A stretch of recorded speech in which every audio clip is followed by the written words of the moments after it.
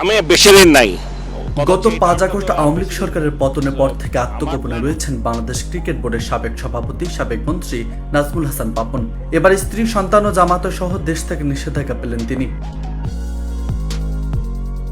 রোববার ঢাকা মহানগর senior special জজ জাকির হোসেন গালিবের আদালত দুদকের আবেদনের পরিপ্রেক্ষিতে এ আদেশ দেন।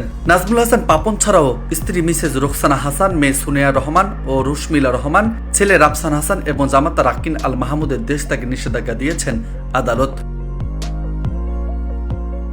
দুদকের জনসংযোগ কর্মকর্তা আখতারুল ইসলাম বলেন, বিসিবি সাবেক সভাপতি এবং সাবেক মন্ত্রী নাজমুল হাসান পাপন এবং তার পরিবারের আরও 5 সদস্যের দেশ থেকে নিষেধাজ্ঞা চেয়ে আবেদন করা হয়। আদালত আবেদন মঞ্জুর করেছেন।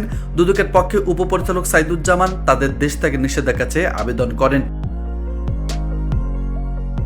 আবেদনে বলা হয়, বাংলাদেশ ক্রিকেট বোর্ডের সাবেক সভাপতি, সাবেক সংসদ সদস্য, সাবেক মন্ত্রী এবং বেক্সিমকো ফার্মাসিউটিক্যালস কোম্পানির ব্যবস্থাপনা পরিচালক নাজমুল হাসান পাপন ও অন্যান্যদের বিরুদ্ধে বিভিন্ন অনিয়ম দুর্নীতির মাধ্যমে বাংলাদেশ ক্রিকেট বোর্ড ও সরকারের অর্থ আত্মসাৎ পূর্বক নিজ নামে ও পরিবারের সদস্যদের নামে দেশে বিদেশে বিপুল পরিমাণ আয় বহির্ভূত সম্পদ অর্জনের নামে জ্ঞাত আয় বহির্ভূত সম্পদ অর্জনের অভিযোগের অনুসন্ধান চলছে।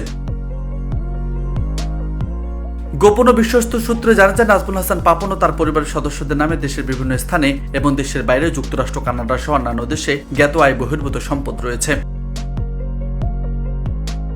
অভিযোগ, সংশ্লিষ্টরা দেশ ছেড়ে বিদেশে পালিয়ে তাদের স্থাবর ও অস্থাবর সম্পদ হস্তান্তর করার চেষ্টা করছে মর্মে অনুসন্ধানকালে বিশ্বস্ত সূত্রে জানা যায়, তারা বিদেশে পালিয়ে গেলে অনুসন্ধান কাজ ব্যাহত হওয়ার সম্ভাবনা রয়েছে। অভিযোগের সুষ্ঠু অনুসন্ধানের স্বার্থে তাদের বিদেশ গমন নিষেধাজ্ঞা প্রদান করা একান্ত প্রয়োজন। নিউজ টেক্স, বার্তা 24।